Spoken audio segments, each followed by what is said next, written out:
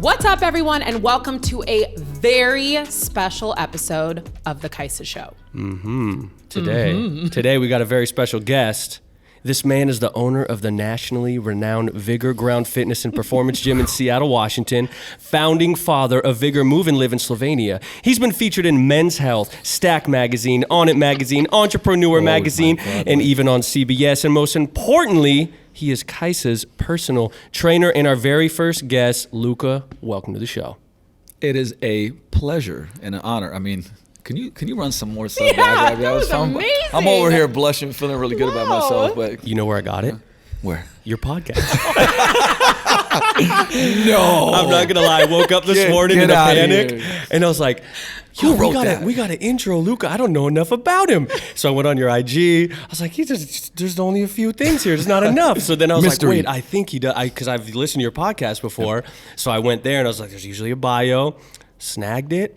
Dropped it in the old notes. Added a little twist. You know what? A little style. You are very, very functional, buddy. I mean, as functional as it gets. The voice is also, how many times did you practice that? Y'all, Mike is Good getting 6-7 so times good. for sure. Yeah. I feel like there's a career here. You know what I mean? Like what You're looking at it, Luka. This is it. the Morgan That's what Freeman. I'm doing. Hey, listen, I just want you to narrate my life. I like that the most important part is Luka is my coach, because that is a very important part of the bio right now. Absolutely, and very important part for today's podcast. Absolutely. It's not a very important part of his career because Luka has a huge career, but it is, for me, super exciting to have him on because I've been coaching. Well, I've actually known you for like 6. I think it's like 7 or 8, maybe. Even. Yeah, Luka. 7 for sure. Luka's technically not in Seattle. I always give him shit for this. He's in Renton. I'm repping Renton. Yeah, if He you're reps in that the hard. state of Washington, you say Renton. If you're out of the state of Washington, you say Seattle, right? Yeah. I feel like that's how I because if usually I'm do like, it. where's your gym? Renton. People are like, okay. Yeah, where's that? That's probably like somewhere in the Northern boonies. Idaho. Yeah, it's like, And usually what That's you have to deep do, Washington. you have to say it's 10 minutes from south Seattle. of Seattle, I'm like, whatever. oh, Yeah. Okay. Also, it's not 10 minutes. It's a cool 45 minutes. Whoa, From whoa, whoa, whoa. Seattle? Yeah, I mean, from here, it's like Whoa. 20 minutes. We don't have to get into it, but the point of the story is I've known Luka for a long time. So if you're in the industry, Luka has, one, Vigor is an incredible gym, but also Luka is a very inspiring trainer. And I remember when I was first on social media, people kept saying, like, go check out Luka. If you want to learn more, go look at Luka. And I think I hit you up, like, can I train Yeah, with you did. you? Yeah, it was a Yeah, DM. It was definitely a DM. I slid in his it was DMs. like, it was in the DMs. Hi, I like what you're doing. You want to train me one-on-one? Yeah. Very formal.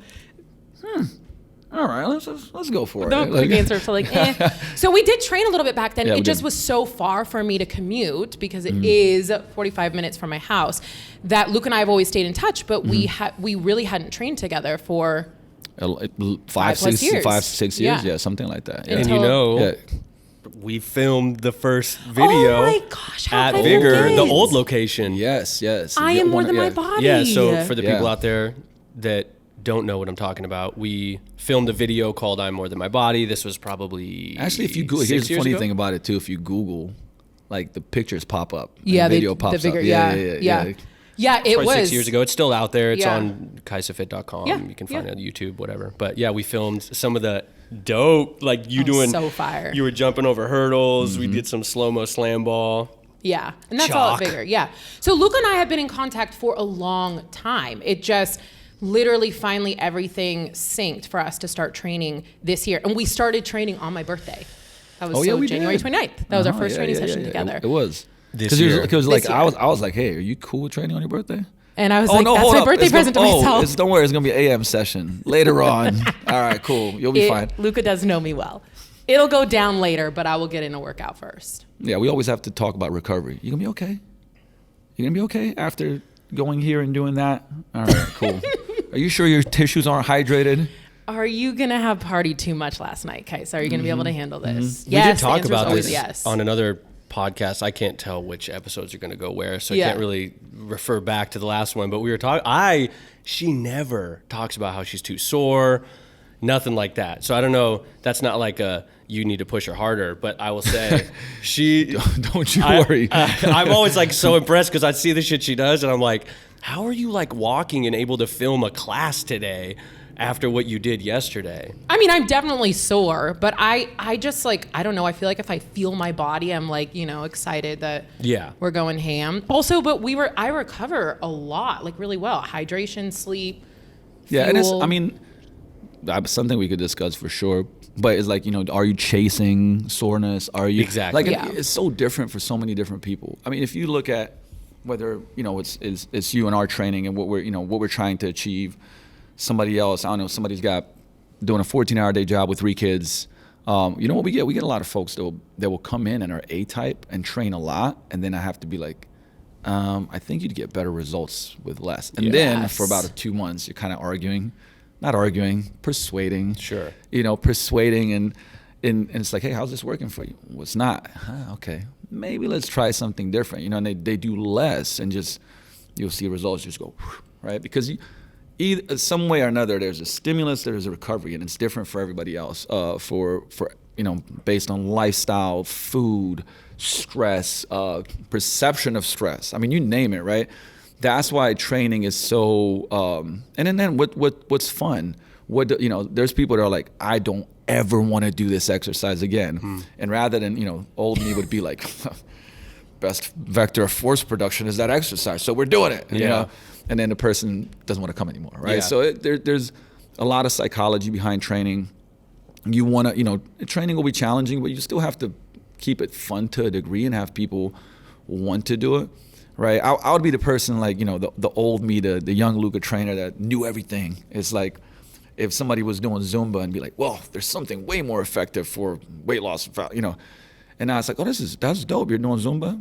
Fantastic. You love doing it? You're moving? Hell yeah. Yeah. Right? It's just that I think it's, part of it is just the process, hopefully, of your ego dying to a certain degree and not being like, I know everything. And really the clients know a lot more than you about them, right? Yeah. So it's like you learning and listening and then kind of molding the science of training to the individuality of the person, and then kind of creating the puzzle piece. To me, I think that's the magic, because the easiest thing to break it down, we do kind of 4 things, right? It's training, nutrition, there's mindset, and there's recovery. So those are the big kind of 4 puzzle pieces. And you adjust it for every person. You adjust it for every person, and that's how you get, I feel like, the best results sustainably, right? Because if you say, in the next 8 weeks, I want to, we've done some crazy stuff like that where people will do shoots or movie roles, and there's like, what am I going to tell that guy? Well, that's not sustainable. Like, you got to get ready for a movie role. Yeah. You do it, right? You get them there and you go afterwards. Obviously, we're going to have to kind of reverse engineer some things. But in general, the majority of the people that we train, even, the pro athletes, like, you want a result and you want to keep the result, right? If you have to get it to then not be able to maintain these behaviors and habits, then it's even more frustrating, right? Because now you go on this roller coaster of get results, lose results, get results, lose results, and that's no bueno. Anybody that's been through that is like, you gotta find. I just call it like, make your worst and your average day better, right? What's your worst and your average day? Okay, cool.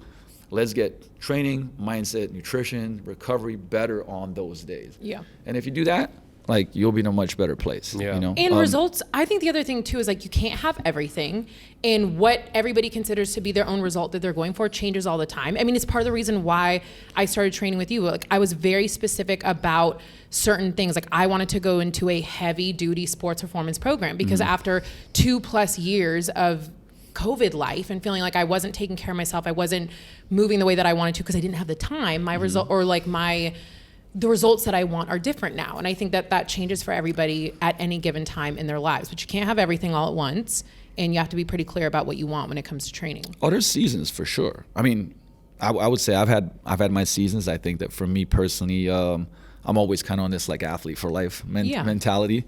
We'll see how long this runs. 65, I'll be like, athlete for life. But also, how old are you? Do you mind saying? Yeah, no, I'm 40. I'm turning 41 in June. Yeah. Luka is 41, and the way I had a realization the other day, I was like, oh, he's training me like the way he trains himself. And I think I'm badass. Luka is out of control. Go to his page and watch what he does. He is 41. You will be moving the same way at 65 or 75. I believe so. I mean, you change. I think for me, like it's more the recovery, Yes. volume, everything else is managed, right? But and look, I still have an ego. I would say majority of our gym is people, from all walks of life. We're probably about 15 to 20% athletes, I'd say, and now I train some pro teams. And I do have this whole thing, where, the guys are like, oh, this is hard. And then I'm like, in my sweats, and I'm like, oh, you mean this? So then they're like, okay, I'll do it. And I'm like, look, I'm an old dude, right? Per se. So there's that. But I also think, for me, it's like, I wouldn't care, if my look was whatever, and I can't go for a hike, and I can't sprint, and I can't go, I used to play pro basketball, I can't play pro ball, and I do a lot of martial arts, I box a lot.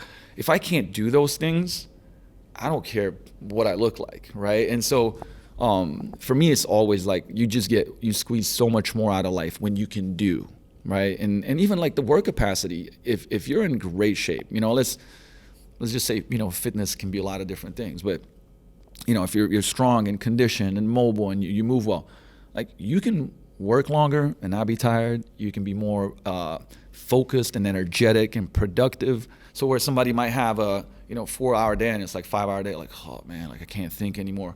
The person that's very fit, takes care of their recovery, their nutrition. Yeah. Like they're going 10 hours and and so essentially I look at that and go, man, even if you wanted a competitive advantage in work and career, and like it's a superpower. Yeah. It really is. So would you say that your secret to being able to be 41 and moving incredible and feeling good is a handful of like how you recover? Is it how you eat? Is it your mindset? Is it how you train? Is it all of those things? It is. It's like I would say that, when you do things right, it's 1 + 1 + 1 = like 7, in this situation. But I would say that, I always look at, let's say we talk about nutrition. For me, it has to, most people obviously care about how they look. So there's a body composition part, there's a performance part, and there's a health part. And so if it doesn't affect all three, we're not doing the right job, right? Because, hey, if you, have health but don't have performance, and if for most people it's like, okay, well, I want to look a certain way, it's not gonna be effective. But then it's like, if you look a certain way but your health and performance aren't good, what's the point? Right, so that I think that there's a key there, that nutrition fuels us, right? You legitimately, anything that you take in becomes you, right, on a cellular level. So that's really important, and it fuels your performance. Because you ever tried going super low carb or eating a lot less, and then going and doing a training session like you're going to be smoked, right? Instantly, you're going to be like, oh my goodness, I can't train like this, right? So that's a huge factor. But then finding the sweet spot. More is not better, right? And more is definitely not better. And I'll give you an example. I love to move every day, right? I don't like to have off days. So for me to manage my own training, or for many clients that we have like that get kind of hooked on fitness in a good way, right? Like in a way where it's like they just, it's good for stress, for mental health, and all these different purposes.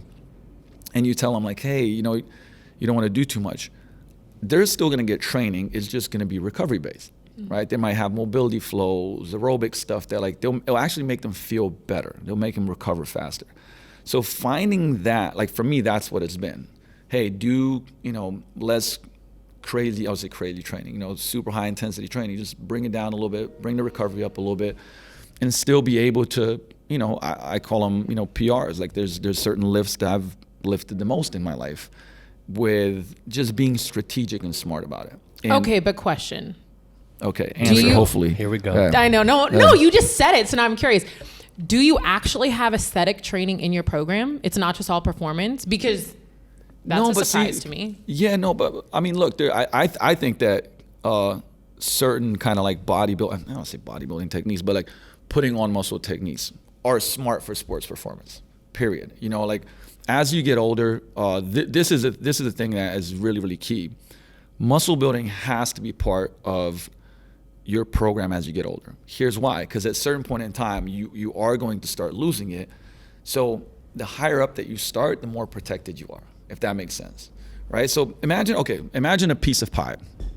And your training is like, this is how I look at training, okay? You got a piece of pie. Somebody comes in, let's say they don't move well at all, okay? And they want to move better, get stronger, put on some muscle, right? Those goals can kind of go together. But at the beginning, we might be like, okay, well, a third of that pie is going to be spent on moving better.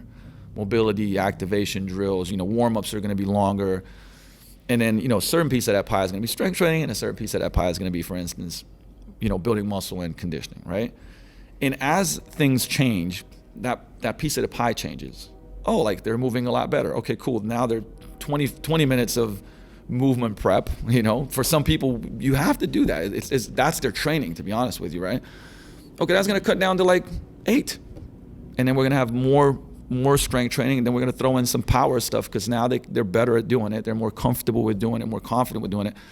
And you just keep moving that pie, right? And certain things are, if you've done it for a long time, they're easier to maintain. Like strength is easy to maintain if you've done years and years of strength training. So I might have to max out once a month on a deadlift, and I can maintain it for years and years and years and years. Right, but strength training isn't aesthetic training. Yeah. So that's what I'm talking about. But here's the thing. But it is. If you try not to. Okay, so let's look at. Because we've all seen your selfies. Yeah. Well, I get what you're saying. I think you're saying though. You're saying aesthetics, but you're wrapping it. Actually, it doesn't seem like the purpose for aesthetics is what you're saying is like build strength. I mean, the thing is, do I care how I look? Absolutely. But here's the thing. I've found that like if you go after performance, the looks come better than if you're trying to go after the looks. Amen. Wait, hold on. Yeah. Amen. Hit it again. Please say that again. Oh. Yeah, we got to hit this one. So no, if you're chasing performance, you will get better results with your body composition than if you're just going for body composition. That's what I found, right? And I've trained elite level athletes, physique competitors. I mean, like you name it, right? And part of that is because part of it is the psychology of it. Okay, imagine every day stepping on a scale and getting frustrated, right? Versus process.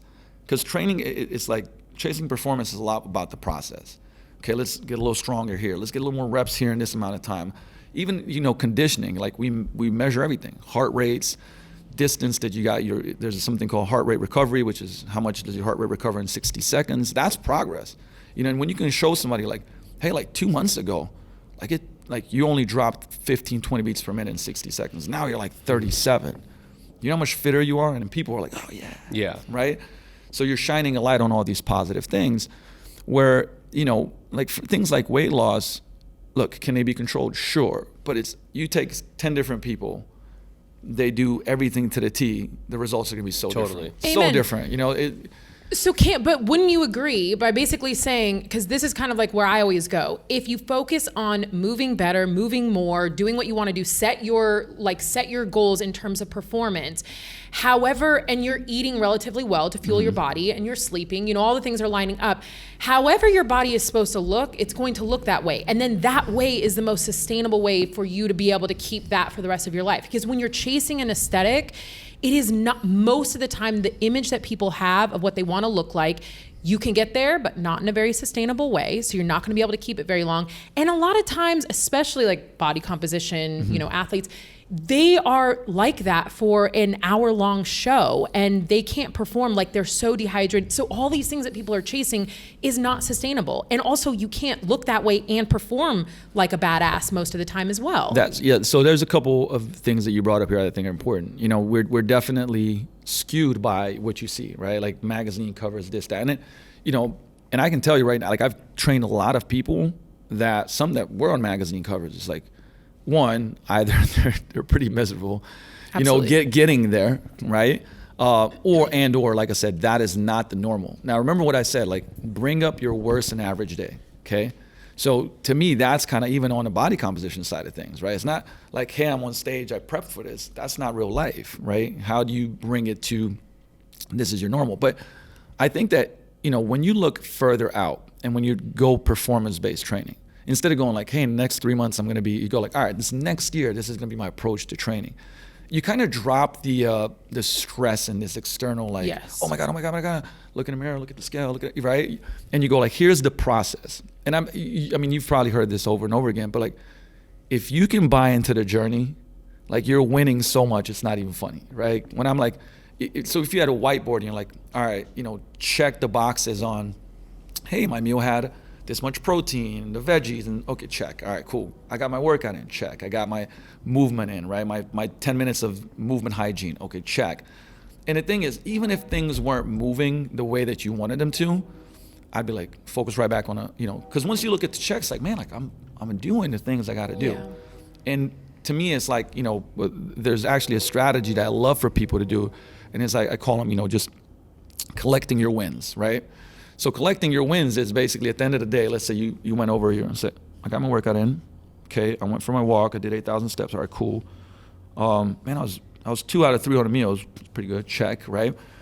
What are we doing? Like we're shining a light on all the good things that we're doing. People don't do this enough, right? And so what tends to happen is, what do? Oh my God, look at this person on a cover. I'm not like that. Oh, my weight's still not down the way it should be. Oh, I'm not as strong. This comparing, and then that's not a win. That's a loss, right? So, and there's this philosophy of kind of how do you build self-esteem, and I'll bring this all around because I think this is probably the most important thing to talk about, right? To me, it's self-esteem has always been like a bank account. It's like you do something that you said you're gonna do, boom, that's a debit. You know what I mean? And the other way around, you get the credit, right? So it's like if you keep stacking credits, like you end up, or should I say debits, like you end up going broke, right? I'm gonna do this, then you don't do it. I'm gonna do this, right? But you're shining a light on the losses, then all of a sudden you don't believe yourself anymore, right? If you shine a light on the wins, I'm stacking these wins and getting credits. Like I have a lot of self-esteem in my bank account, right? I'm gonna either go bankrupt or I'm gonna build my self-esteem.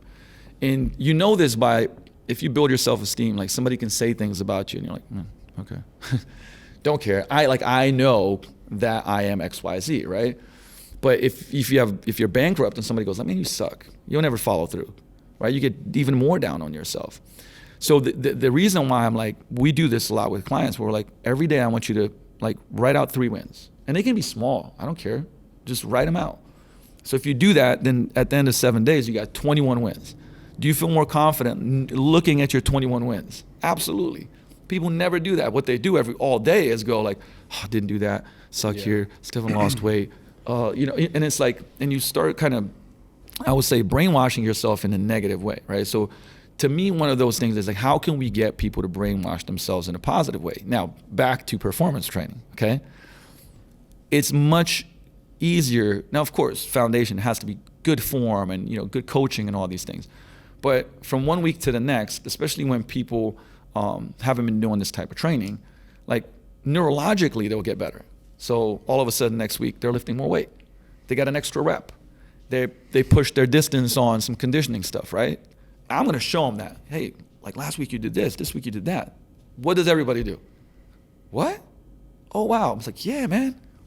High five. I know, right? but this is the power of performance training. Yes, because exactly. Movement is always then a celebration of what your body can do or the journey, like Yes. where you're going, rather than a punishment for what you don't look like or what you do look like. And that's where I think performance training is so powerful, because it's a positive shift in perspective. It's a frame, yes. That the fitness industry we basically do the exact opposite, which we co-sign that movement is this punishment. You don't look this way. Your body looks wrong, so you got to change it through movement. And that's why I'm all about performance training. No, I mean, like I said, if I can pick it, and it's just you enjoy the process more doing it that way, right? Like every single time. And I mean, this is real world, right? Like I could pull up studies and theory and yada, yada, yada. But like I've had a gym for 16 years, right? We started our gym in Slovenia 16 years ago. In Seattle, it's now 14 plus, right? I mean, we've legitimately trained thousands and thousands and thousands of people, not like some made up number, right? In every walk of life. And I've done, I've learned so much along the way and tried this and tried this and tried this. And when I come back to it, this is what works every time, right? And I don't care if it's Susie Sue that's 66 and it's like, look, this hurts, that hurts. Like I want to pick up my grandkids. You have her see progress from a performance standpoint. they get into it. They get better results. They show up more often with more enthusiasm, right? Like, okay, you take a pro guy that's beat up and wants to get back, same thing. The question just becomes, what are the things that we're gonna track? Those are different, right? Because even for myself, I had a really bad back injury now, probably 14 years ago, like really bad. So, stuff that people are like, you're gonna have to get surgery, like this is the only way, you're done, right? And I rehab myself, and I mean, obviously you can watch my videos, like I push myself a lot, but you won't see me doing certain lifts because they're too risk to benefit ratios off, right? It just doesn't make sense for me. So it's like, what are the better lifts for people in certain stages of training? People have different bodies, different anatomy. Oh, you should squat like this. Maybe not.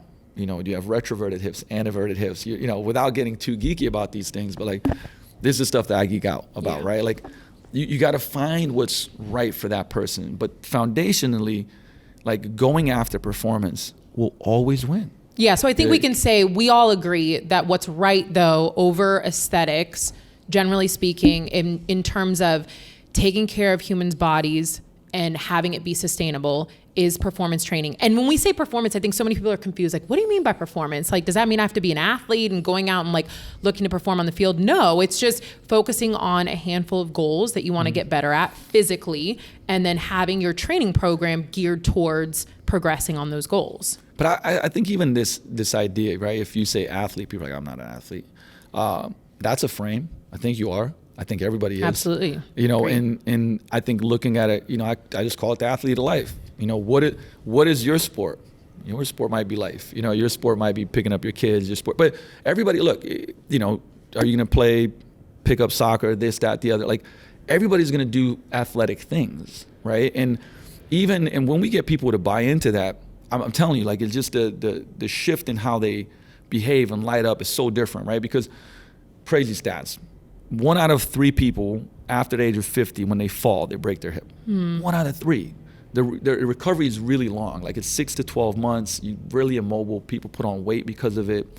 Now, why do I say that? Well, because folks will be like, do you do explosive stuff and speed stuff with older people? I'm like, absolutely. Now, how does that look like? It might not look like it does for you and me, but sometimes it's like throwing cards, so they have to be agile. Sometimes it's foot fire. Definitely a lot of med ball throws.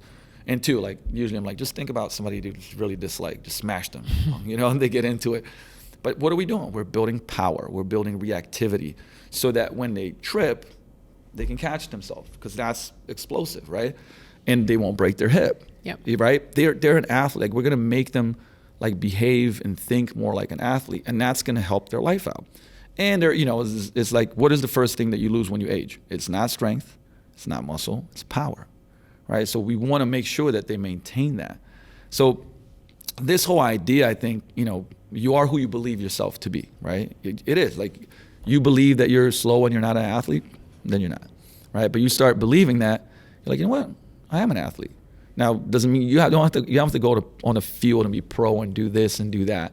I just think that, like, to give homage to your body and the things that we can do, because it's miraculous. Our body's miraculous, right? Like, you should treat it that way. But treating it that way also, I think, means challenging it, right? It means pushing it. And these are the things that transfer, like, anybody that's ever done training or has coached people, the transformation that's not what I see, the biggest transformation is like what people start believing about themselves. Like, man, I can do, how many times I've heard somebody go like, and I came here to look different or be stronger, this, that, the other.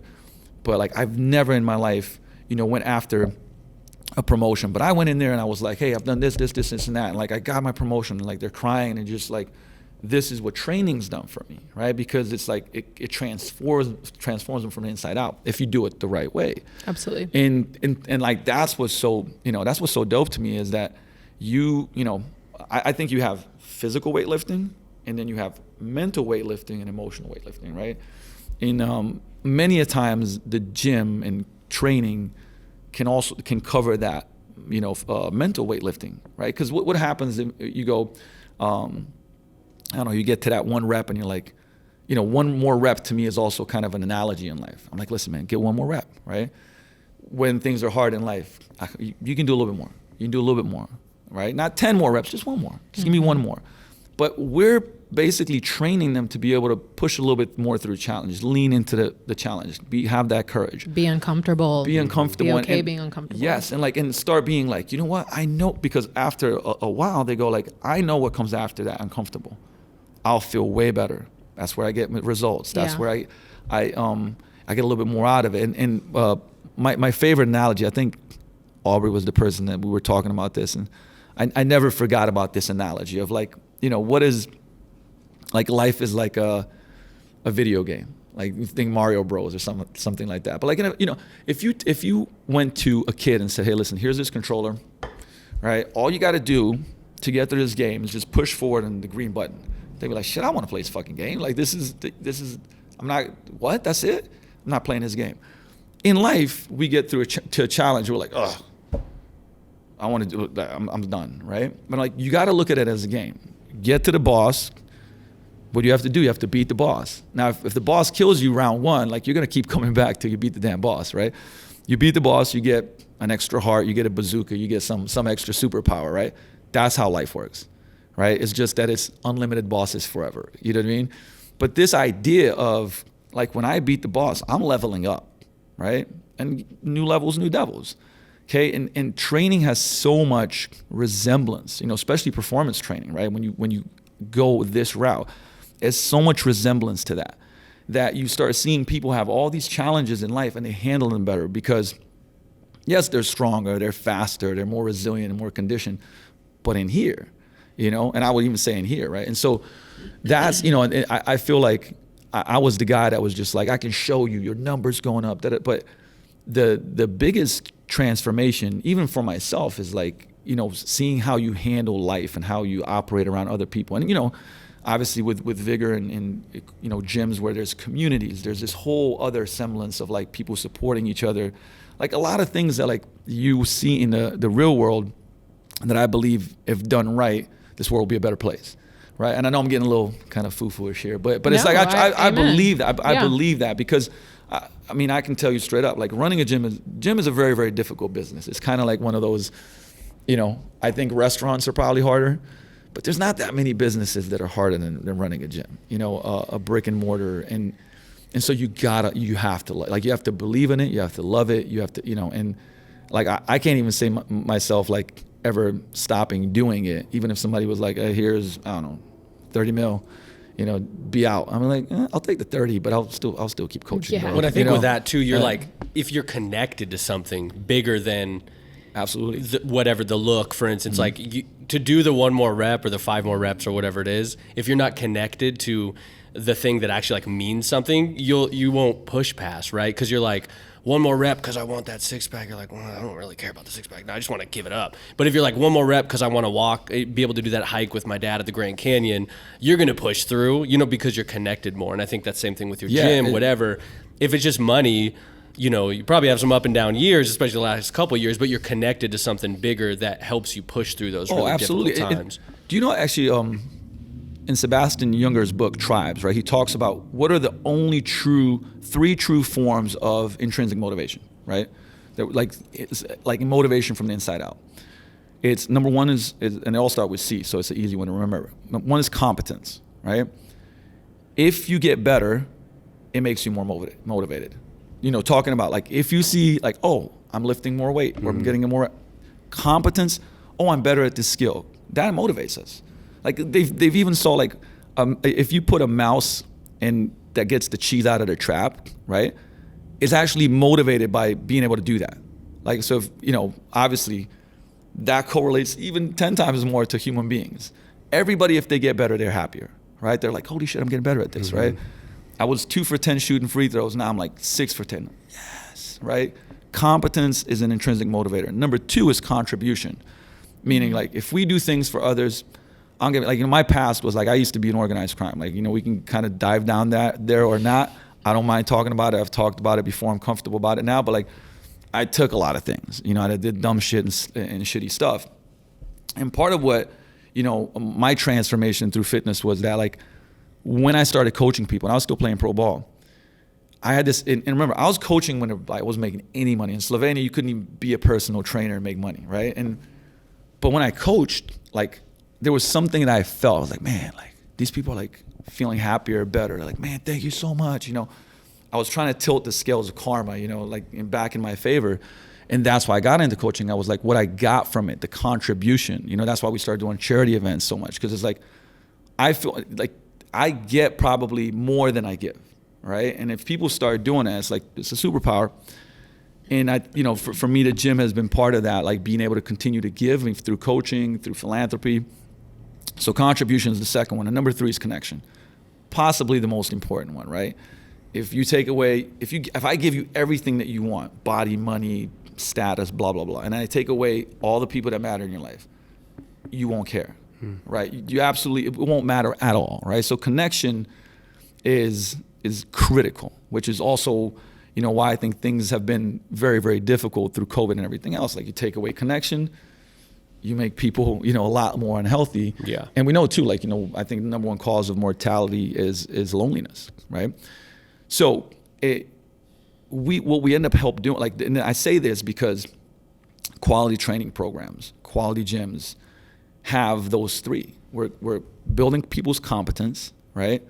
If you do it right, you help get them involved in something bigger than themselves to contribute. And the thing is, sometimes contributing is, you know, I'm always telling stories at the gym and helping brainwash people in a positive direction, right? If I come to the gym and I really haven't had a community, but then I start supporting you. Come on, guys, let's do a couple more, right? I'm contributing. I get intrinsic motivation from that, right? We used to do and still do these charity boot camps where you have a partner, and your partner's coaching you while you're pushing. And people are like, "What? I'm coaching? Yeah, you're coaching." So now I got, you know, if there's 100 people in the gym, I got 50 coaches coaching the other person. And it's so crazy to see the transformation at the end because they're so happy for the other person, right? They're like, "Oh my God," contribution. And in connection, it's like, you know, people connect. They're on the same journey. They're, you know, the mission is like, okay, cool, you're trying to achieve this goal, but we're basically both trying to get healthier and better and build up, you know, mental, emotional, physical strength, right? So we have to understand, like, this is why I geek out about these things, because I probably about 9-10 years ago, I started realizing that I knew all this stuff about training, right? And it was like some clients were getting amazing results, some were getting like good, okay results, and some people weren't getting results. And I was the person that was like, these people aren't getting results. They're not fucking doing what I'm telling them to do. They're uncommitted, right? And, you know, lo and behold, in my life, I was uncommitted in a lot of different ways, just not in fitness, right? So it took, you know, I would say hard things in my life to happen for me to figure out, go like, oh, okay. Like, it's not that, right? They're not uncommitted. Like, we just have to find different ways, right, to engage. Right, we have to find different ways to basically the behavior change was the thing that I needed to really learn about. Psychology is what I really need to learn about, because there's a lot of people that know what to do, but how do you help them do it, right? It's like if I ask both of you guys and say, oh, what are you struggling with in your life right now? I'm like, oh, I want to get this better. Okay, cool. What's some things that you could do? I guarantee you'll give me 1 or 2. You won't know everything, but you'll know 1 or 2 things that you got to do. All right, cool, go do them. Right? So now we're going into environmental sciences and like behavior change and neurology. And if you start understanding that, now you can start creating environments and communicate the way that helps people actually do the thing, right? And like I said, you let me talk, I'm gonna geek out on this stuff. I don't know how to insert. I don't know how to like. Yes, all right, Luka. No, you've interrupted me. Well, No, I don't want to interrupt. This is a good one, I think, because you're talking about all this stuff leads to the question I have is like, how does this all pertain to training Kaisa? What's it like training Kaisa? That's why I was like, I knew you had questions prepared. I'm looping all around because I'm like, I haven't fucking figured it out yet. So what is she? Yeah, like what is she coming to you with? Like, I want to change all this this. studying, and I fucking can't figure it out. No, break the code. No, actually, you know what? You know what's funny is because there's a constant give and take. Okay, it's like we're gonna do this, but I know the things that she likes doing. Mm-hmm. What are those? Let's get specific. What does Kaisa not like doing? Okay. Cardio. No. Yeah, cardio is definitely on the like I don't want to do list. Do it the end, do you do it towards like the end of the week? No, we kind of sneak it in. Okay, yeah. You know, like, hey, push this prowler explosively, down and back twice. Or like follow this gold chain or diamonds. yeah, or shoes. See, Put 'em on I just want you to run around following this diamond trail. It's fucking long. but it's diamonds. No, but sometimes it's kind of like the trickery, right? How do you get, do athletic stuff, but do it a whole bunch so it becomes cardio. Yeah. Right? Okay? Like, hey, I want you to run to this cone. I'm going to tell you where to run, but it's not going to be short like you want it to. It's going to be longer. Yeah. It's like, oh, fuck, this is cardio. Right? And then probably say, like, you could do it faster. Correct. Oh, definitely has that. cued in now to tell me I'm not doing a good job or tell me I can't do it. I figured out when I was like, oh, like, I know some people that can do it well, but I would say like, well, I guess if you don't want to be strong, then just use that way. Yeah, that's cool. Or I'll be like, Luka, me how far do you throw it so that I can know? Like, it's all about like how competitive. There needs to be a baseline. Yeah, a baseline. Yeah. It has to be. So here's the other thing too, right? Figuring out who wants to be challenged more, right? Like for some people, the challenge will make them better.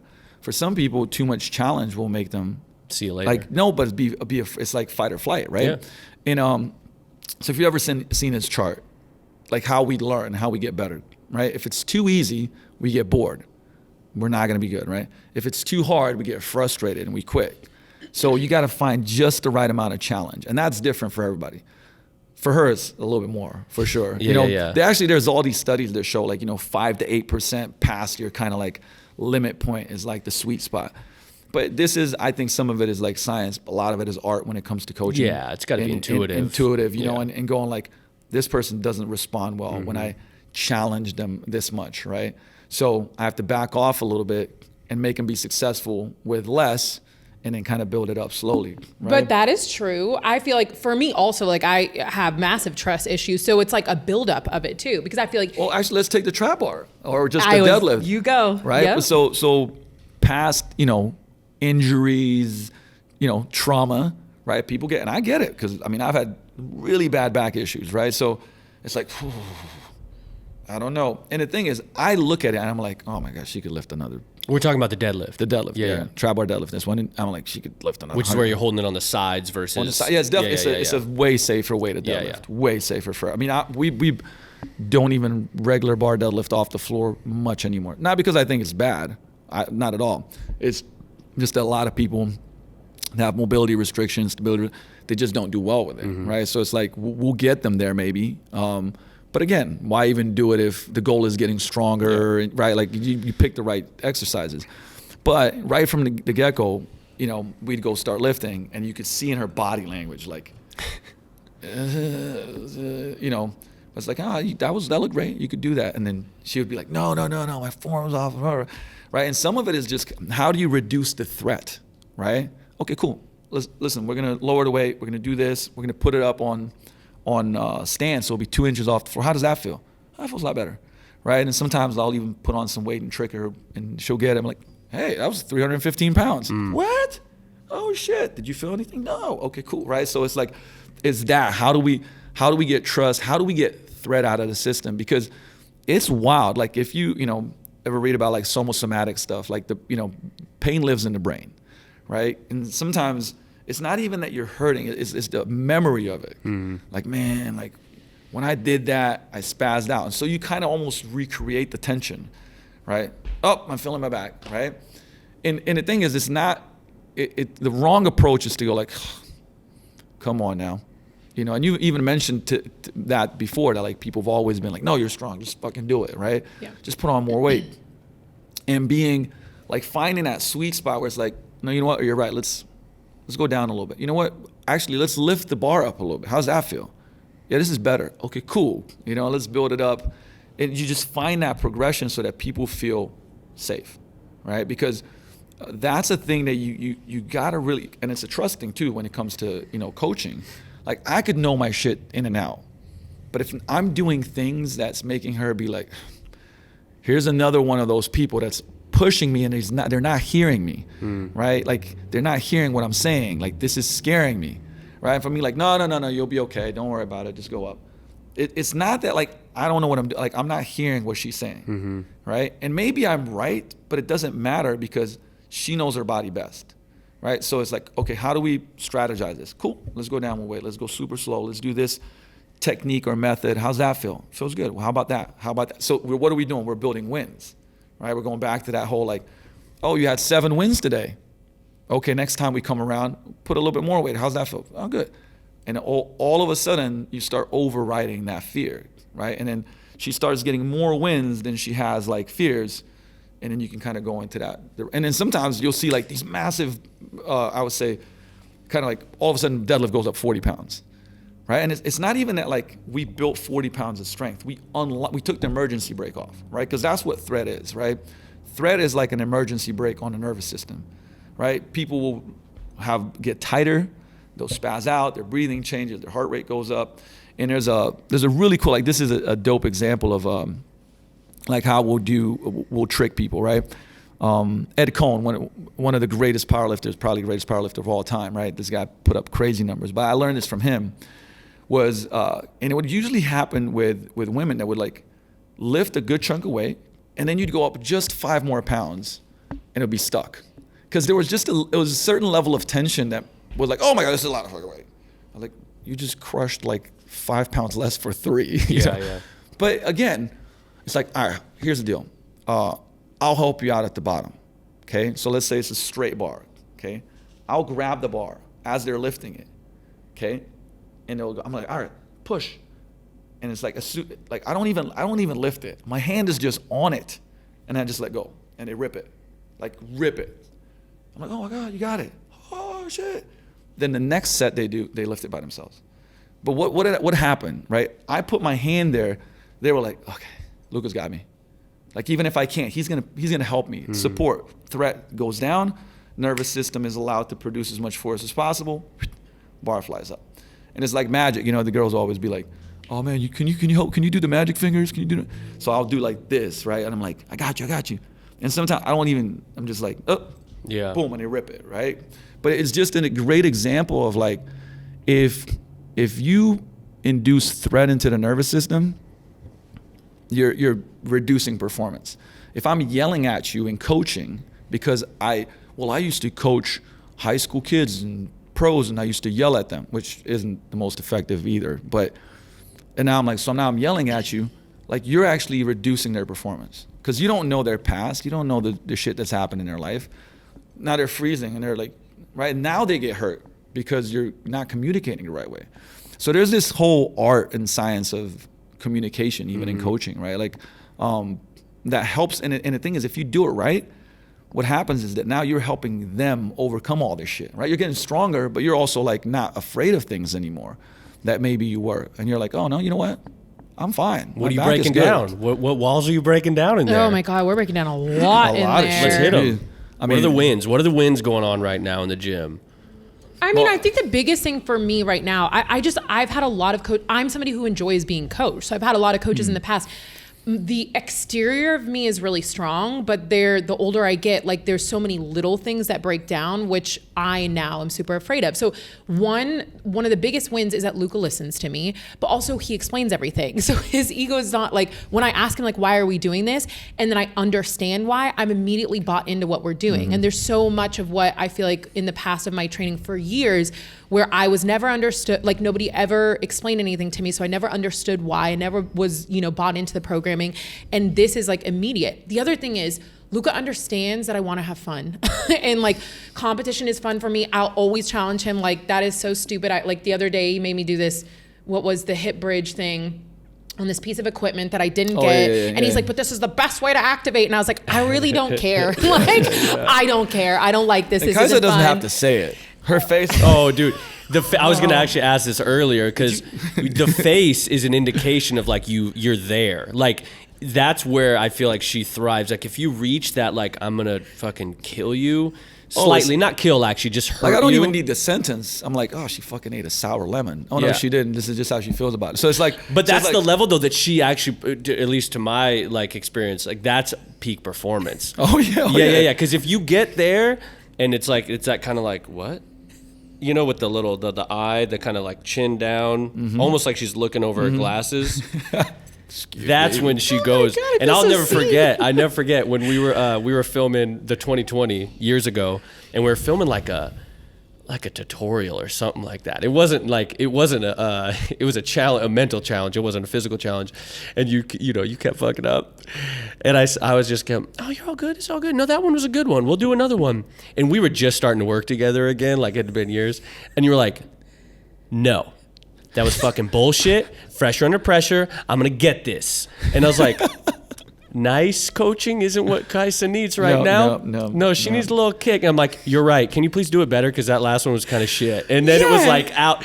You got it. Yeah. No, I don't do well with like, oh, come on, you got it a little bit. No, I'm like, no, you are not where you should be right now. This is not good. I also just know my limits though. And I think you're learning some of them, where there's most of the time, like I do want my performance to increase, but not at the cost of me having fun and looking forward to going to training. Like every single day in training, I'm like, this is my favorite thing ever. Yeah. And the thing is, it's like, it almost seems like it's not a real response and reaction, but it is though. Oh yeah. It's like just childlike joy. Yeah. Oh my God, I love this fucking exercise. I'm like, me too. Totally. Like weirdo. But what's interesting with you, and like, you correct me if I'm wrong, but like you, like that is kind of your play. Like you don't train in there to like be a better surfer or hiker or softball, whatever. Like you're just like, that is where it's you real. like to be. It's, like, it's real. It's real. It's not fake. It's like, what I mean by that is like the joy from doing certain shit. Like it'll just be like, oh my God, I feel so good moving like this. And it's like, it's almost like just, But I think it's also because you've connected to something greater. Because I've like over the years of working together, I've started to connect to those bigger things. Because like, whatever, like society, like I'll look at myself and I don't think I'll ever be like, I look the way I want to look. But I've been able to connect with like, I want to move with my kid when I'm 55. Like, and not just like be able to go for a walk. Like I want to be wrestling his ass, like I want to be playing sports or whatever. I want to go see the world. And when I'm in those moments, like I get a little tingly right now, because when you get in that like flow state of a movement and you're connected to a bigger thing that like really means a lot to you, it's like it gets you tingly, and you get this energy. Now imagine getting that attachment to exercise movement, right? Like you're gonna want to do it again. Exactly. It's a chemical, it's a drug. You're like, no, I want this. But it's I call them positive addictions, right? It's a positive addiction. Yeah. But what you're saying is like, you do need an anchor. So this is really important, right? I don't know what that is, but what I mean by an anchor is like you got to, we call them the 5, 6, 7 whys, right? Like, hey, I just want to lose some weight. Okay, that's awesome. Why is that important to you? Because what you end up doing is you come to, it's not that, right? It's something else. What's the deeper anchor? And it's difficult to, and I don't care if this is, exercise or important project that you're working on in business. If you don't have a deep anchor when shit gets hard, you're gonna, it's gonna be like, I'll start again before the summer, blah blah blah, right? Finding that anchor, that's one of the things we try to do. But if you're listening to this, like it's something that you should try to do. Like, why are you doing it? Why is this so important, right? Because when you say why, well, I want to fit in these jeans. Okay, but why is that important to you? Well, and then you keep going. Yeah. It's like, listen, I want to be a role model for my kids.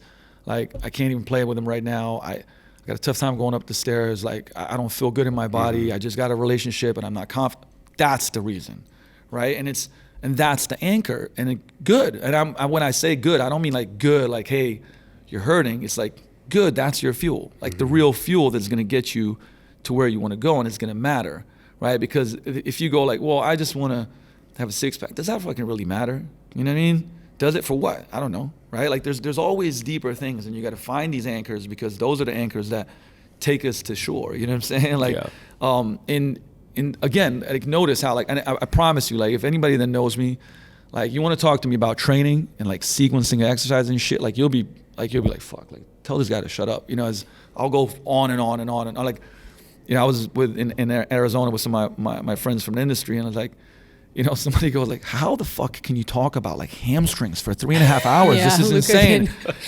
Sometimes if I ask a question, it keeps going. I'm like, okay, Luka, I got the point. Thank you. Yeah, she'll also Luka do that. But this is the thing, when she wants to fucking rest. Oh, yeah, she does like her rest. So she does like her rest. Tell me a little bit more about it. And it's like, do the like hamstring inside of her head, she's like, yeah. Got gotcha. it. Now That's I'm ready strategic. to go. Gotcha. It is strategic. Pause real quick. You need to have like, do you, if you haven't thought about this yet, I'm seeing like a poster business. You have like top 5, top 3, the W's, the C's, like you have like so many analogies and like lists that could go up in offices and in school, like, you know, locker rooms. I read and study a lot. Like and you retain it. Obsessively though. Yeah. Like, but like how many books do you read a week? Like this man. Yeah. I mean, so right now it's a little less. For 7 years, I did 100 books a year. So 2 a week. Right now, I mean, 1 easy, but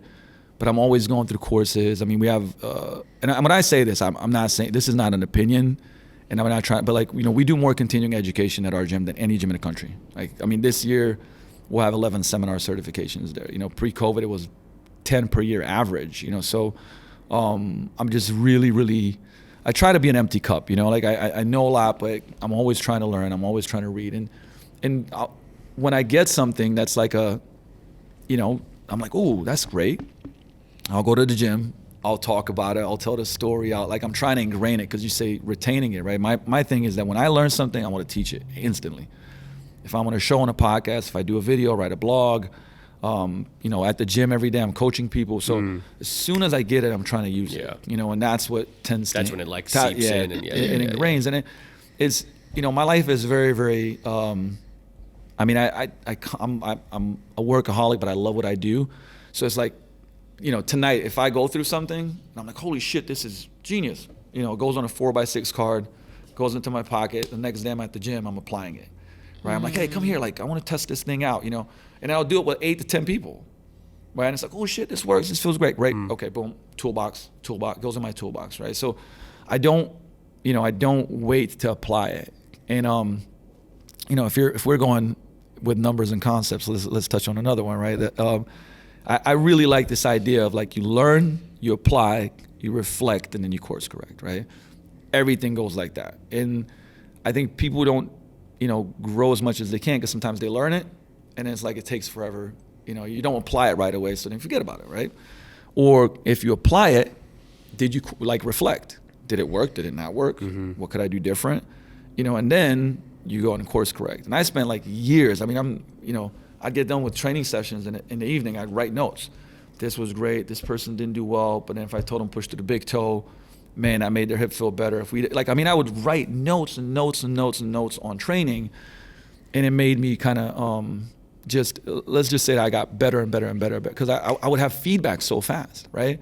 If I don't, you know, let's take our training. If I give you feedback once a month, but you're doing something wrong, it's gonna take you, you're gonna do it wrong for a month before I correct it, right? And that's why I think it's so critical for people to actually seek feedback, right? Because people are afraid of feedback, right? Because if I tell you that you're not doing something well, oh, that means I'm a bad person or I'm doing it wrong. No, that's an opportunity to get better, right? That's the reflection part of it, right? So that's why I love feedback. It's like if I give you more feedback, you have more opportunities to get better. Yeah, and faster. If you're counting your wins, you have the confidence to take that feedback as a room, an opportunity for growth, not as criticism to make you leave the door. We got to get to smart training. Actually, I'm just realizing we're gonna keep going here. We should talk on a project you guys are working on right now. Yeah. I guess we're all working on. Yeah. And I like that that last poster that you created again. What was it? It was learn, apply, reflect, course correct. And it rhymes too. Yeah. Ooh. I feel like that's sort of, I feel like what we've been really trying to embrace with the company, because we're always trying new things, right? We're trying to find what people want. Like, how do we meet them where they're at? So we try it, you know, we have the idea, we apply it, and it's hard. It's a new learning, I think, especially for me. I feel like you're a little bit better at this, but like to then reflect, like, how did it go? And then what can we do different? And it's even so advantageous when you can do it while you're applying, knowing that, you know, is this thing going to work? Or like, is this thing going to be the thing that the people want? Now can I reflect after it's done and then know that there can be V2, you know, V3, V4, V5, whatever it is. And it's always, I mean, like, life is iteration. I mean, it goes back to that video game we talked about, right? It's like we're constantly beating the boss. Yeah. And then once you get it, well, there's gonna be another boss. Yeah. You know, and when there's not much fun going on. No, like you'd be. I mean, you would not be. Honestly, you would be fulfilled. Yeah. That's what people don't understand. That like challenge performance training is a challenge. I mean, it's what life is about. That's literally what it is. Like, once people kind of understand that and grasp that, man, it's like that's when people start breaking through these like perceived glass ceilings, and limitations, right? And I think, this program, it's Smart training. Smart training is smart training. I mean, smart training is all about that because, the 4 points is like you get the opportunity to learn and apply, but also to reflect and get course correction because we're coaching you the whole time, right? Like, so that, and imagine it like, if you ask me what it is, it's like in 6 weeks, you'll improve your performance. I would be like more than you've ever improved it, right? I mean, I spent a good chunk of time building a program. It's like, you want to get stronger, you want to get faster, you want to get more athletic, all the stuff that we talked about, you're an athlete, like this is it, And almost to a degree, where people are like, holy shit, I didn't believe that I could even achieve this, let alone, in 6 weeks. And obviously, like, it's forever, but like this specific 6 week program. And then getting, when we talked about how important feedback is, like that's what this program is. It's not like here you go. It's like coaching, right? I mean, that's what we do, like coaching. So yes, here's this thing on paper. How do we make it come to life? That's how you make it come to life. When you can ask questions, when you get pushed, when you get challenged, when you get that reflection and feedback so that you can adjust and get better, right? So that's what it is. But it's essentially Smart Training is a program that was built on how to improve athleticism, but everything from, I call it the show and go, but it's, stronger, faster, more powerful, but then also have an athletic engine. What I mean is like you can do all these things for longer, and how you put that together. Obviously, there's some science and stuff in there. And then I also obviously got to make sure that it's KaisaFit. KaisaFit, yeah. It's really fun. Kaisa gave me a filter. It's turned super up. Fun. It's got to be like it's turned up. We need this. It's definitely turned up. But I think so. Just to go back, one of the things about this program is the coaching, which is the actual like the way in which people are going to get coached is in our coaching sessions each week. So there's going to be Luka and I in a live coaching session, like through Zoom, so people can ask questions. If they have questions about moves or certain things that are going on, we can talk about the program, which makes it really impactful. And then also they have access to a private Facebook group. So we're going to be there daily basis answering questions and making sure that people are getting the most out of the program. I think the other thing, one of the questions that we're getting the most of is like, if I'm not an elite athlete, is this program for me? And I keep saying, if you are comfortable and confident in the gym and you know basic lifting moves, this program is for you. Because one of the amazing pieces about the program is that when we are testing in week 1, you are figuring out what your base and your foundation is. And then the rest of the program, especially the strength days, come off of that, come off of percentages that you did during testing. So it's going, although we're all doing the same program, it's going to be catered to where you're at. I mean, and that's also where the coaching comes into play. I mean, we are coaching you for 6 weeks. Like, I call that, high touch coaching. I mean, like, it's a lot of feedback, whether that's, like I said, written through Facebook or the live calls. But here's, who this is for. If you connected to this whole idea that I said, like, you're an athlete, right? Believe that. I mean, look, you could wrap this program up and be like, hey, get stronger, this, that, the out. But like, if you believe that the things that you do are athletic, and because you have a body, you do. Yeah, you are an athlete. You hop, you pick stuff up, you pick your kids up. I mean, you might as well be cleaning, right? I mean, doing some type of hand clean, right? You do farmer's walks, you take groceries home, but more than anything, like I truly inherently believe, and I've seen it. It's not like this, I think this, that when people like buy into this, like people love to move and they love to be strong and they love to be explosive. Now, how much?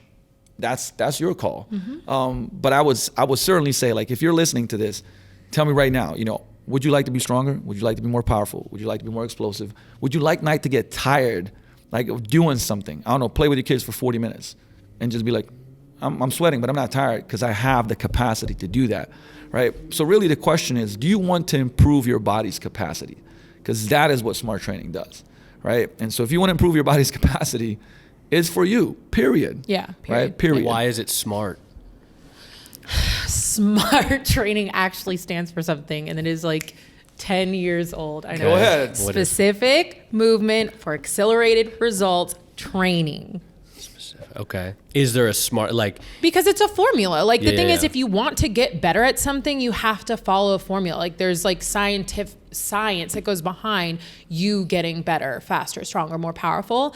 And I think like in the world of movement right now in fitness, it is amazing that people are moving and, you know, on a daily basis moving their bodies. And I am all about that. But if you have actual goals and results that you're going for, especially as we're doing that we have in like the testing, you have to train in a specific way to get better at those things. And that is a formula. Yeah, it's kind of like getting out of maintenance mode in a way. Like I feel like I'm kind of in maintenance mode and have been in a while. Like I just like to move right now. I don't follow a program. I follow kind of like, I'll do strength, you know, one day I'll do a little cardio, the next day I'll do a little mobility.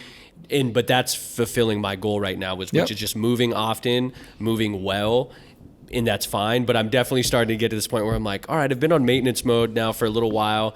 I feel like I've gained a lot of the skill and the movement, and I'm starting to get kind of like my wife just asked me the other day, she's like, should we do smart training? And I was like, and it kind of gave me that little like, hey, Yes. that's when you got to do the Yes. pitch. Yeah. Well, honey. Yeah. Yes. Would you like to have more capacity? Would you like to be a better athlete? Would you like to be stronger, faster, more explosive, and do that for long periods of time? Let's do it. All right. So, But I do think, going back to that, there are seasons for all of us in life. Because I came into that season in January where I was like, you know what?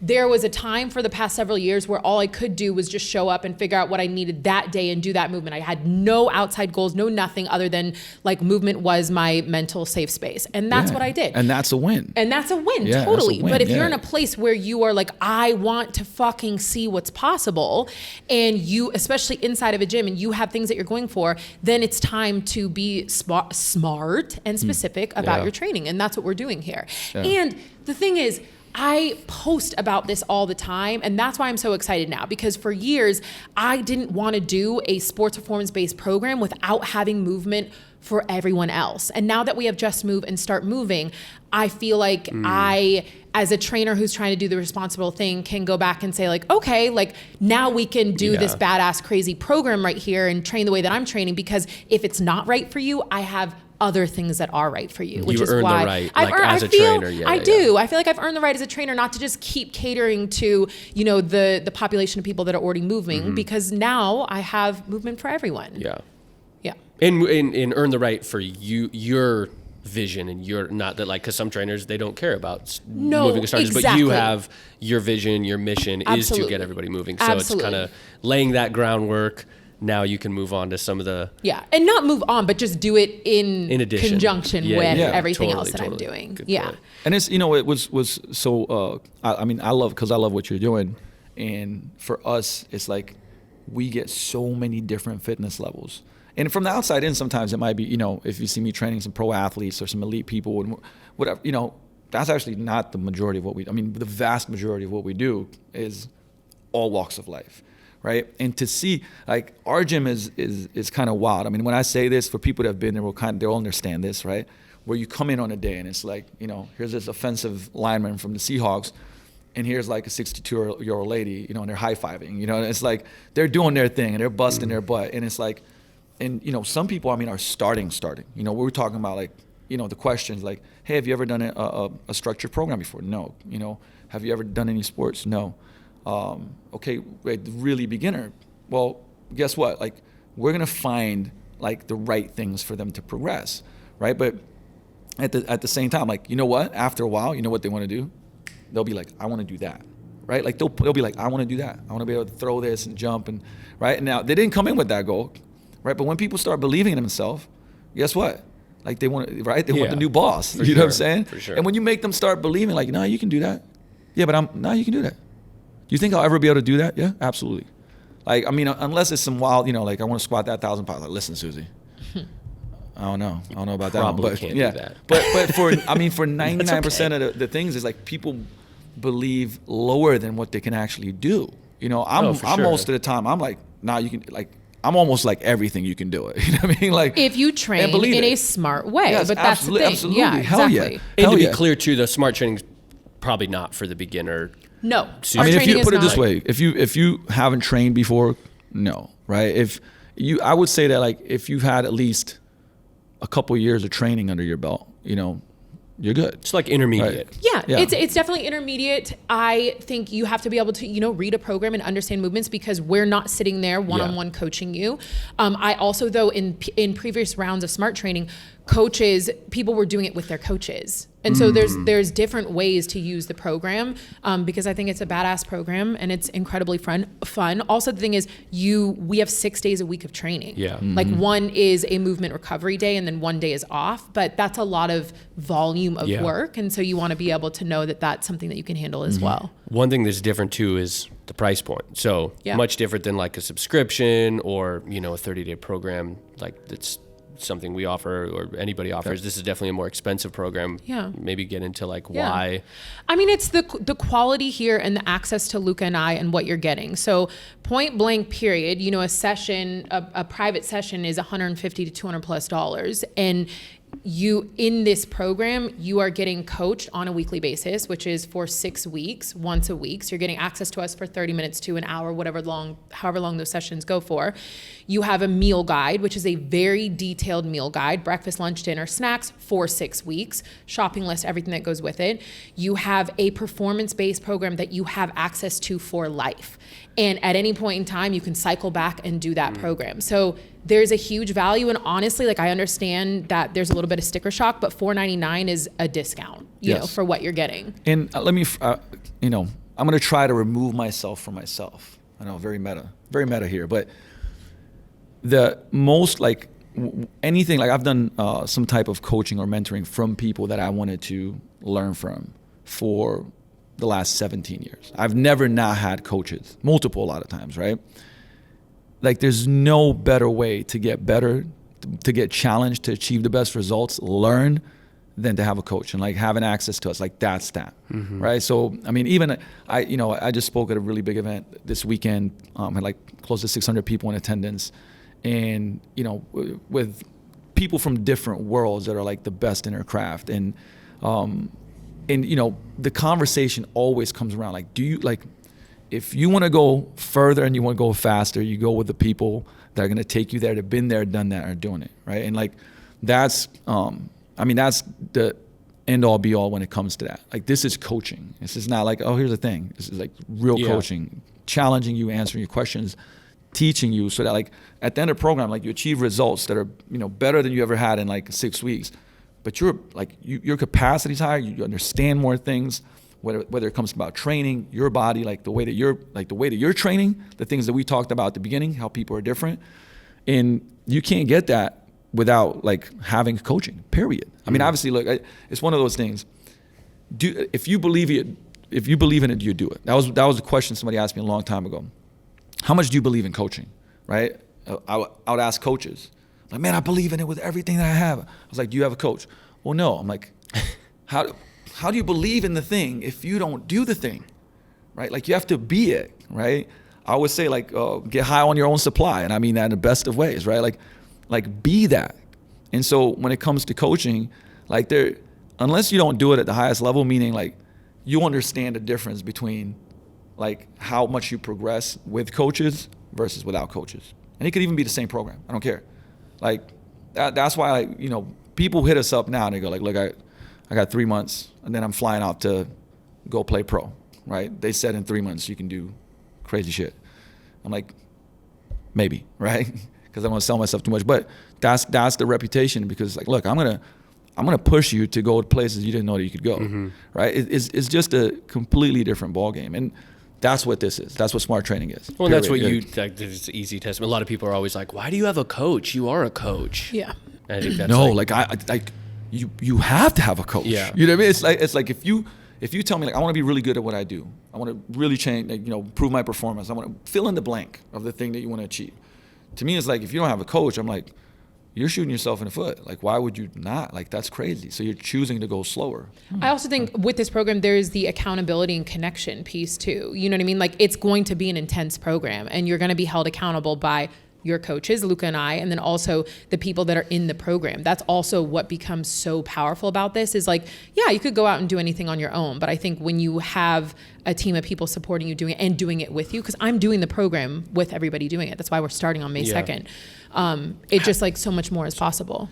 How you guys keep talking performance? How is that measured? Like, how does someone know, like, oh, yeah, I'm better? awesome. So we picked 5 tests that we're going for. So there's agility, strength, which is the deadlift, push-ups, anaerobic threshold, and we have the broad jump. Power. Yeah. So we test those in week 1 so that people have benchmarks, and then we train for that 5.5 weeks, and then we test them in the 6 weeks so that you can actually see, so that you're like motivated and you can measure the results of like the work that you've done. And then also some of those numbers get applied into your strength days. So, you know, with the 3 rep max, there's basically a formula to get your 1 rep max, and that's how you get your percentages for your lifting days. So it's a very detailed program, and I can confidently say like you can't get this anywhere else. Like I think for me, like I have spent so many years figuring out how to make movement fun and enjoyable, but also to progress and get better at, you know, certain things that I want to get better at. And so I think this is a perfect mixture of both, and it's how I train, it's what I do, and I'm super excited about it. Word. Yeah. Sounds smart. It sounds so smart. And it's also, you know, what was actually important, and this was important for me when I putting it together, was like that is joint friendly. And what I mean by that is like, look, you know, nobody wants to hurt. Okay, like people want to get better, but they don't want to hurt. So the whole program is organized from our dynamic warm-ups that are, you know, from the recovery days. Like there's different warm-ups for the strength days, the conditioning days. But it's like people will move better. Like if you have, you know, I feel so confident because every time we've done this, it's like, you know, the aches and pains that they've had. Like, man, I don't have those anymore, right? Because it's not about like when we say like, hey, there's 6 days, and it's going to be challenging, but it's smart. Like, oh, we go again. I know, totally. It's smart, but smart in a way that like you're not beating up your joints, because there is a whole science to this. Okay, like when it comes to, and I mean, I've had to kind of like what we talked about at the beginning as I've gotten older, going like, hey, I still want to train, I still want to push, but I don't. You know what? Like nobody likes waking up going like, you know, this shoulder thing that's been bugging me and back, like. With the training, like you'll feel better. Yeah, you want to feel better, not worse. You want to feel better. Totally. You know, like, and that's key, and it's critical, and it's important for sustainability too, right? That you train in a way that helps you get better and improve, but you can do it for forever. You know, that is a good point. I don't know why I didn't. Luka is the mobility king, and I feel like I'm mobility queen. I'm not like the number 1 mobility queen, but I do feel like mobility is my thing. Presence of royalty right now. I'm just saying, but like Luka is that way too, and so the goal is always to move better and feel better in your body, and to not to compromise that as we go for all of our intense training. So that is one also key differentiator with this program. It's a very smart program, and how we train is smart because the goal is to be able to do this for life. That's cool though. I feel like that's so new still, like people not associating like pain, soreness, like losing for thinking it's gaining, you know, because it's like, if you're not, you know, no pain, no gain, you know, if you're not sore, you're not doing it right or whatever. I think I mean, and that's this, like, you know, as you bring that up, like, I mean, this is like throughout that time frame, like being able to ask those questions and be coached on what's for you, what's not, explaining, you know, just like, you know, we talk about like when you explain this to me, I buy in. It's the same way, right? Oh, like if you do this, like this is what happens. Oh, okay, I'm going to do this. Right, that's the huge part of coaching, right? Is that like that you can basically cater to the individual and like help them not only just like improve but learn along the way. I mean, that's, you know, priceless essentially, right? But these are the types of things that, you know, through this program we want to get people the absolute best results. But where at the end it's not just like you got better results. Like, hey, I understand training better. I understand like my behaviors better, nutrition, the performance nutrition that we're plugging into this. How does, you know, recovery play into your training? Like, these are all the things that we'll be answering and coaching on and keeping people accountable on, right? And that's, you can't get that any other way, right? Or you can, but you could get it at a conference with you and I, which would cost you $15 to $2,000. You know what I mean? This is why it's like, I totally understand the sticker shock, but I think it's also, you have to understand what you're getting with this. And then there's a lot of education that comes with it, which is a value. Yeah, and I think the feedback aspect is huge, because you may get the feedback by just getting the programming, but it might take you years for you to develop your own feedback, versus going to a pro and being able to ask the question week 1, and you're jumping 6 months to a year ahead because you don't have to learn it on your own. You guys have already learned it, and the program becomes more impactful, and you see quicker results, and absolutely. That's dope. Word. What else do we got? I mean, I feel like we just I like know, went wow. all I was about out. to say, be careful what question you ask, Yeah, buddy. yeah. Because I still got that caffeine The running through my next veins. 15-minute question. Yeah, I feel like we hit. I mean, I feel like we got all the things, and I think it's cool to hear just the alignment without even like setting that up beforehand. Like a lot of the things you're saying, it's like I just like that's Kaisa's thing, you know, and it's cool to see how that just like gravitates towards each other. That's Yeah, cool. I mean, I think it makes sense then why we're training. Totally. Or why I'm training with him.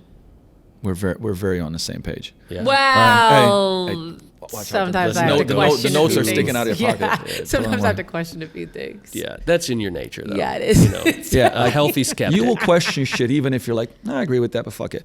Luka, no. What are we doing? What are we doing here? What are we doing? It's just, you just have to, you know what I mean? She has to do it. Totally. And that's okay. just Yeah, wanna that's know. true. It You know is. what? Yeah, you're a curious cat. Really? And I, like don't that, think yeah. of myself as a curious like person like that, but Yeah. maybe when it comes to movement, maybe when it comes to things So- that some- have to do with me, I'm Yeah. curious. Some- Yeah, actually, you're Sometimes- right. You're sometimes. not things that you're not concerned with. You don't give a shit. Like No. I find myself, I'm like talk cameras and things, and your hamstrings, and I see that like where she starts kind of. Like, the look, eyes yeah. are just looking Not for curious anything. about that shit. Like No. what No, color just is my that ADD paint? sets in, and I'm like, Yeah. I Yeah, wonder what else is going on today. The ADD is real though. The ADD is definitely real. Very My real. trick lately though has been connecting it to money.